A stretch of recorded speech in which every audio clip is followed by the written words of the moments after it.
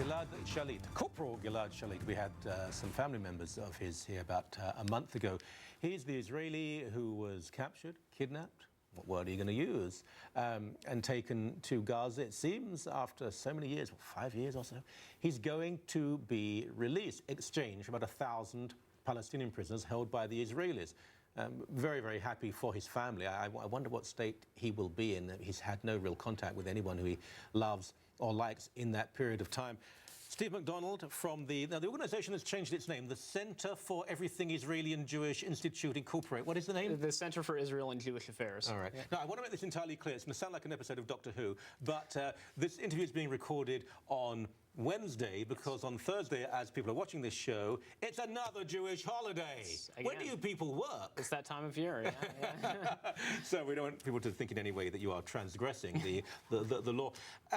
You know, I'm very happy on a human level this man's going to be released, and there's a wonderful thing. But does it show strength or weakness that Israel's going to give 1,000 people it claims are threats to its society? 1,000 will be released.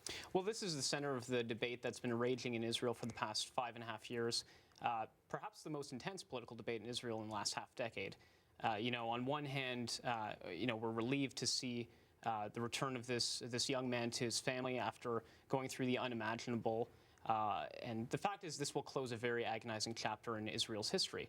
On the other hand, it is agonizing in and of itself to see the release of hundreds of convicted terrorists, including those who have murdered civilians. But at the end of the day, you know, Israel's a democracy like Canada, and democracies have to make tough decisions.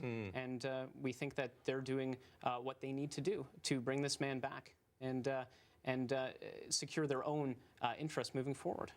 We had even the bodies of Israelis being returned, some of the people released. So one of them was, we're not talking about propaganda or armed resistance. One of the people released, this is about a year ago, was someone who went into an Israeli home near the coast. He took the father and a child down to the beach at gunpoint. The father was bound. I mean, literally smashed the brains of the child out on a rock. He smashed the head as the brains came out. The father was bound, trying to resist, and then shot the father dead. Added tragedy is the mother was hiding a baby in the house at the time, and the baby suffocated. This monstrous little psychopath was set free. There's a war going on. Soldiers are captured. That's how it goes. I mean, to give so many people up, they're going to have to arrest them again at some point, probably. You're talking about Samir Kuntar, right, in 2008, who was released. Listen, Israel lives in one of the world's worst neighborhoods, and this is a world that Israelis have long known is not a matter of perfect choices, and is a place where it's often come down to what is the least atrocious choice we can make. And, you know, there's a real ironclad social contract at the center of Israeli society that says that because Israel is forced to conscript its citizens to defend its own borders, because these are average guys and women as well, who, you know, may go home on the weekend after reserve duty and work in a cafe, work in a school, work in a high-tech factory. This is a truly citizen army, and as a part of that citizen army, we will do everything we can to redeem our captives, even at a very painful price. And, you know, strategically, the head of the Mossad and the head of the Shin Bet, which is Israel's spy agency and Israel's intelligence agency, have both said that they support this deal because they believe they can deal with the strategic consequences. And so it is a very, very painful concession to make. And we should emphasize here that this is not a special forces soldier. I mean, not even frontline infantry. I mean, it's a guy who, and you see the pictures of him, he's not the most impressive looking example of the Israeli military. He's a guy who's doing his job, he's been conscripted in, he wants to leave, and this is what happened. Does it not, though, say to those people in Gaza, if you really want to get your people released, kidnap another Israeli, and it's not that difficult? Well, this is definitely one of the considerations that Israel's defense establishment is making when approving or disapproving the parameters of this deal. But, you know, the fact is, I think you point to an important factor in this, which is the downright moral bankruptcy of Hamas. We have an organization that has openly stated that we seek martyrdom, whereas the Jews seek life. And so they are cynically using the desire of the Jewish people and of the state of Israel to protect every single life against it. You know, Hamas has denied all Red Cross access in the past 5 years to Gilad Shalit.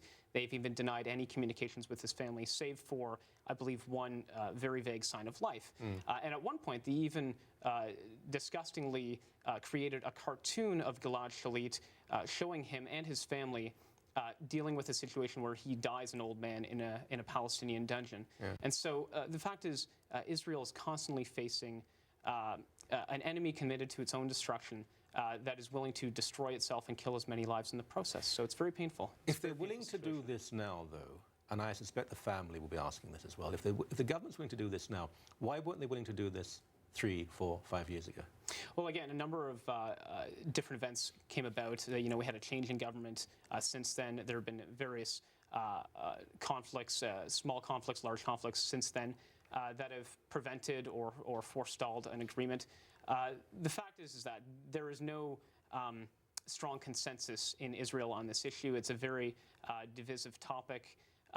But, you know, I have to approach this with some humility because as a non-Israeli, as a Canadian, I recognize that Israel is a democracy with elected government that has the capacity to make very, very difficult decisions that are in the best interest of its people. And I think, again, it shows the least worst option in this case. And it's painful for everyone to witness, but we will be very, very happy to see Gilad Shalit reunited with his family. It's about, what, 2 or 3 weeks' time next month it's going to happen. Yes. You're fully confident it will happen. You're dealing with people here who think nothing of cutting the throat of a child if it'll win them a couple of points. You really think this will happen? We're hopeful it will, but you're quite right. This is not a done deal by any stretch.